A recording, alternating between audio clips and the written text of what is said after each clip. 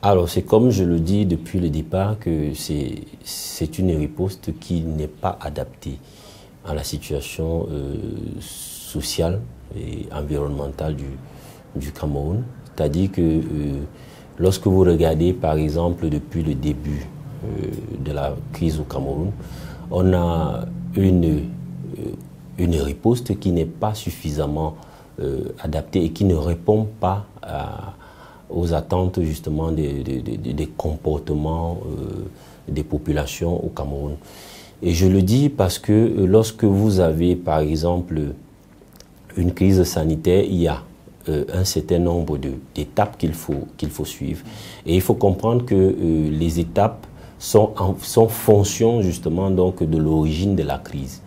Première des choses, c'est que nous avons deux types de crise sanitaire que nous pouvons exactement vivre. Il y a la première crise qui peut être d'origine interne au pays, c'est-à-dire une origine nationale, comme c'est le cas de la Chine. Et puis nous avons également une autre crise qui est celle que nous sommes en train de vivre, c'est-à-dire une crise importée. C'est-à-dire que les étapes de chaque type de crise sont différentes et doivent être mieux adaptées à la vie sociale de chaque pays. Maintenant, lorsque vous voyez donc la situation qui aujourd'hui prévaut dans notre pays et qui avait été tellement facile à gérer dès le départ, parce que les crises les plus faciles à gérer sont celles qui sont importées.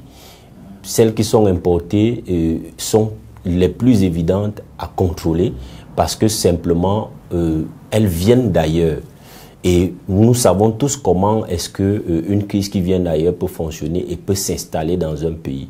Et vous voyez que dès le départ, il aurait été très intéressant que le pays puisse faire appel à un certain nombre d'idées pour pouvoir mettre sur pied une chronologie de décisions et d'actions pour pouvoir donc mettre fin à la propagation ou alors limiter même la propagation du virus au sein du territoire camerounais. Ce qui n'a pas été fait, nous avons raté justement la première étape qui était la prévention de niveau 1, qui est celle de protéger le territoire camerounais contre le virus.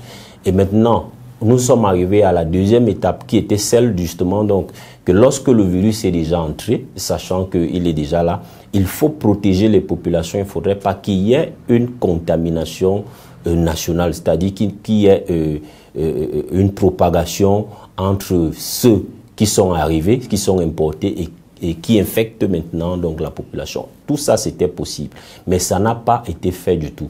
Vous voyez que à partir de ces deux étapes que nous avons ratées, nous nous retrouvons directement dans la troisième étape qui maintenant est une transmission locale où nous avons maintenant le virus qui se transmet localement, c'est-à-dire que les populations sont déjà infectées et ça devient très difficile à partir de ce moment parce que nous sommes dans des sociétés tellement ouvertes et ces sociétés ouvertes ont des difficultés que on ne peut pas facilement employer les méthodologies européennes comme nous les avons vues dans notre cas. Et c'est ça qui crée la difficulté aujourd'hui. Et l'autre difficulté, c'est que on a parfois l'impression que le gouvernement a laissé les populations s'infecter. Parce que lorsque vous avez une situation comme celle-là et que vous ne pouvez pas contrôler les trois premières étapes, au moins la chose que vous pouvez faire, c'est de pouvoir tracer les mouvements de ceux-là qui portent le virus. Ce qui n'a pas aussi été fait. Donc on est resté dans un schéma qui semble démontrer que le gouvernement a quelque peu laissé les populations s'infecter. On ne sait pas où c'était peut-être un manque d'expertise ou alors où c'était volontaire.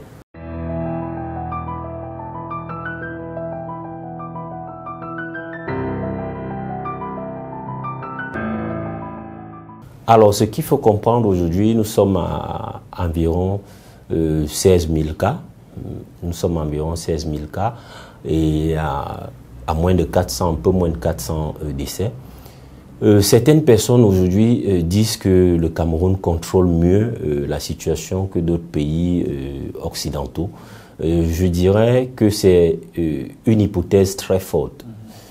C'est une hypothèse très forte et qui semble vouloir nous consoler de beaucoup de manquements que nous devons normalement faire ressortir. Je le dis pourquoi. J'ai souvent l'habitude de prendre une simple petite caricature disant que vous êtes en train de suivre un voleur et puis vous le perdez de vue. Vous croisez maintenant un aveugle et vous posez la question à un aveugle si est-ce qu'il a vu le voleur passer devant lui.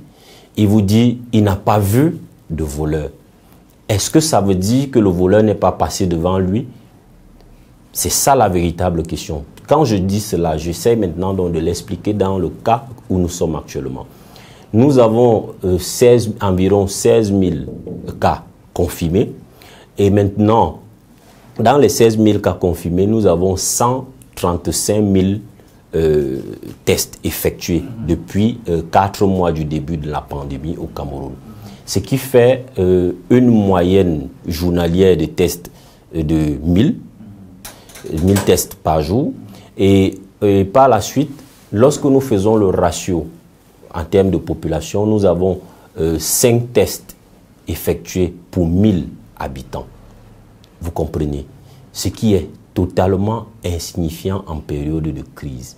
Ça veut dire tout simplement quoi? Ça veut dire que nous ne testons pas plus. Donc, nous ne pouvons pas avoir l'information exacte de la propagation du virus sur le territoire camerounais. Donc, impossible de pouvoir dire que nous avons contrôlé la maladie parce que, je le disais tantôt, qu'il y a des pays au départ qui ne testaient pas et ils avaient 0 cas et 0 décès. Ça ne veut pas dire que le virus ne vit pas chez eux, puisque la preuve, lorsqu'on a commencé à tester chez eux, on s'est rendu justement compte que le virus existait. Pourtant, au départ, ils avaient 0 cas et 0 décès. Autre chose que je voudrais dire ici, certainement pour terminer sur cette question, il faudrait qu'on comprenne une chose, c'est que l'ampleur, l'incidence de la maladie est fonction du dépistage. Plus vous dépistez, plus vous avez la probabilité de pouvoir avoir plus de cas. La preuve, lorsque nous avons 5 tests pour 1000 habitants, en Italie, c'est 7 fois, voire 8 fois plus que ce que nous faisons. Donc, ils testent 8 fois plus que nous. Donc, forcément, ils auront plus de cas, alors que nous qui testons moins, on va nous dire que nous contrôlons la maladie, alors que la maladie, elle circule parmi nous, mais nous ne connaissons pas qu'elle circule. Nous faisons donc une fausse analyse, nous prenons des fausses conclusions, et ça nous coûte énormément cher, parce que lorsque vous regardez les critères dans lesquels, pour lesquels on sélectionne désormais les pays pour entrer à l'Union européenne, ça fait partie des critères, c'est-à-dire que des résultats du plan de riposte. Nous n'avons pas l'information exacte sur la propagation du virus chez nous et du coup, les autres, dans ce flou, ne peuvent pas nous admettre facilement chez eux parce que ça devient assez difficile. Donc, il faut comprendre ces choses. Et pour terminer, en quelque sorte, moi, je fais partie de ceux qui n'ont jamais prédit l'hécatombe en Afrique. Parce que j'ai vu en quelque sorte l'évolution de la maladie dans le monde, la maladie qui attaque une certaine catégorie de personnes. L'Afrique a justement donc le contraire de cette démographie. Donc, on ne va pas certainement avoir l'hécatombe au niveau de la mortalité, mais au niveau de la morbidité, c'est-à-dire le nombre de cas, nous pourrions avoir un nombre suffisant et plus élevé de cas si nous testons plus. Et nous serons beaucoup plus clairs là-dessus et concis lorsque nous aurons effectué le nombre de tests qu'il faut.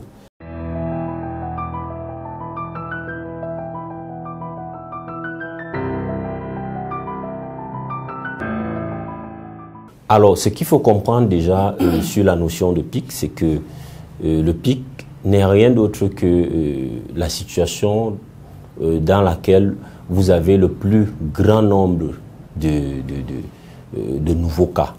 C'est-à-dire que, vous savez, on ne détermine pas le pic avec les cas cumulés, c'est-à-dire le nombre de cas qu'on cumule tous les jours. On vous dit que nous sommes par exemple à 16 000 cas, puisque cela va toujours continuer à être croissant. Maintenant, ce sont les nouveaux cas qui peuvent monter et descendre.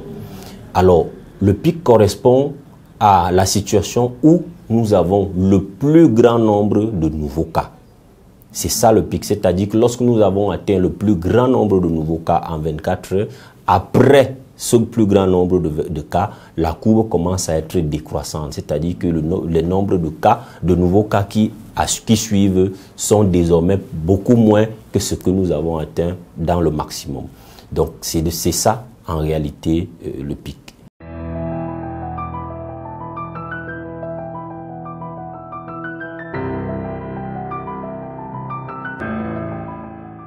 Alors, l'atteinte du pic ne dépend pas du temps. L'atteinte du pic dépend du système de dépistage.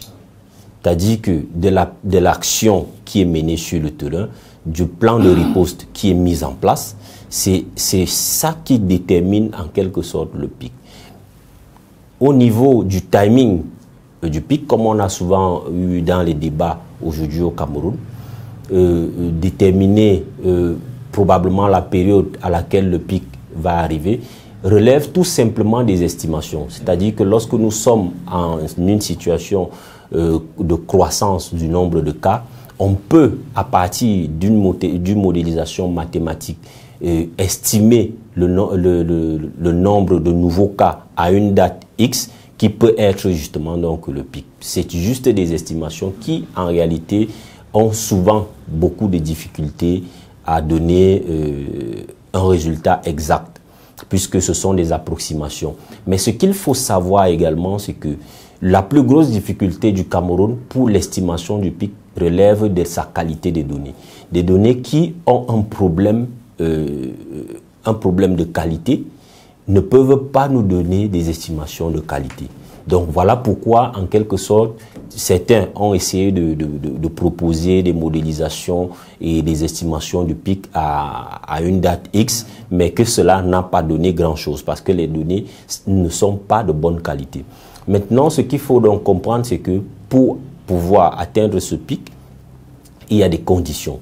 C'est-à-dire que dans la méthodologie de dépistage, il faudrait que les gens comprennent qu'il y a des conditions qu'il faut mettre sur pied.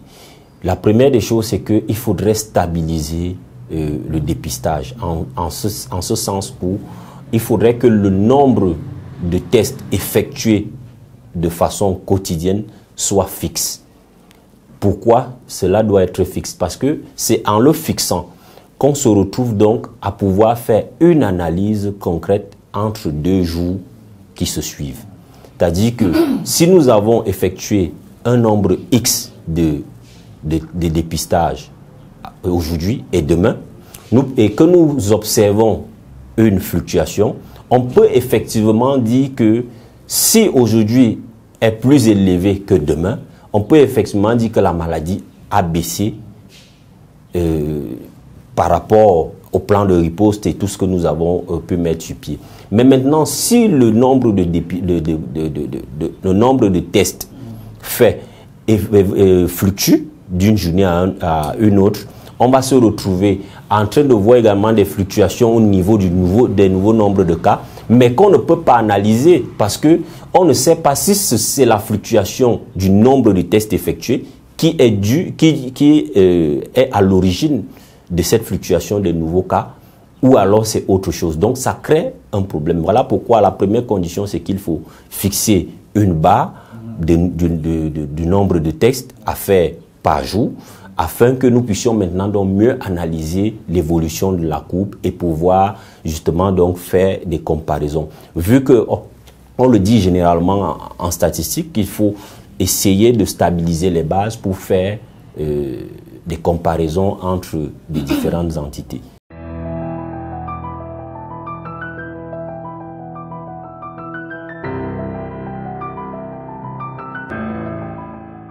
Alors, le souci dû au centre de prise en charge et l'inauguration actuelle qui est en train d'être faite démontre tout simplement que le gouvernement est dans ce que j'appelle souvent un plan de riposte bricolée.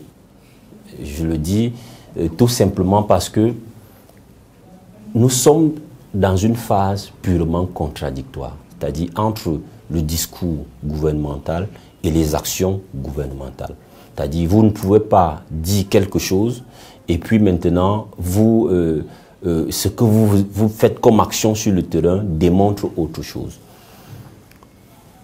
Je vais expliquer ça d'une manière très simple.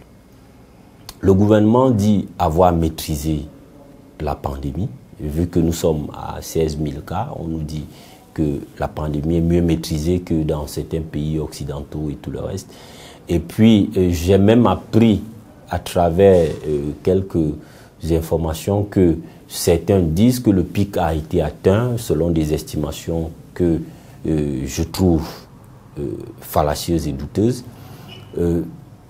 Ce pic a été atteint en début juin et lorsque vous savez bien que lorsque on vous dit que le pic a été atteint et que la situation est contrôlée, ça veut dire que nous sommes déjà dans une phase décroissante de la crise.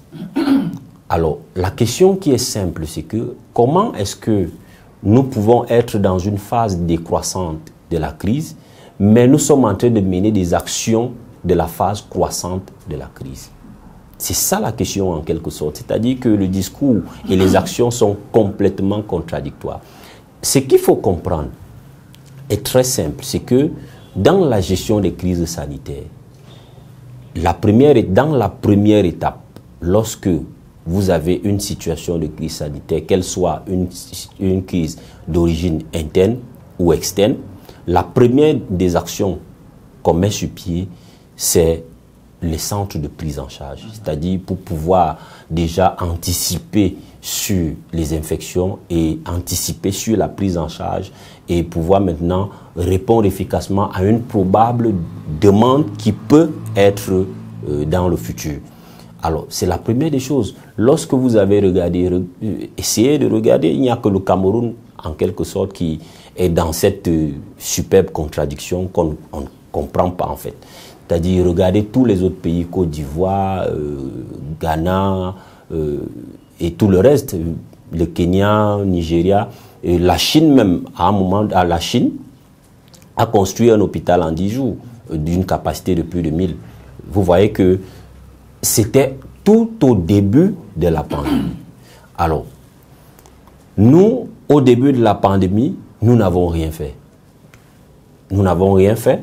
Nous sommes restés là. Au départ, je criais sur tous les toits et sur toutes les télés en disant qu'il est inadmissible que la pandémie est aux portes du Cameroun et que nous ayons uniquement 2 centres de prise en charge à l'hôpital central et à la Kintini d'une capacité de 8 places. Et c'est-à-dire que ça ne dérangeait personne en quelque sorte. Et on a essayé, j'ai essayé de faire des propositions en disant qu'il ne faudrait pas, c'est pas de la magie de mettre sur pied des centres de prise en charge. Et on est entré dans la pandémie et aujourd'hui, lorsque les gens vous disent dans un discours que la situation est contrôlée, vu que nous sommes dans une période d'assouplissement des mesures barrières, des mesures de riposte, et que nous sommes dans une période de relance économique, ça veut dire qu'en quelque sorte, le pays est déjà suffisamment mieux outillé pour contrôler la crise. C'est à ce moment qu'on vous mène des actions de l'étape numéro 1. C'est une manière implicite, à mon niveau, selon ma compréhension, c'est une manière implicite de nous dire que la crise ne fait que commencer au Cameroun. Maintenant, la seule chose qui me cause encore véritablement problème, c'est que ces centres restent suffisamment vides.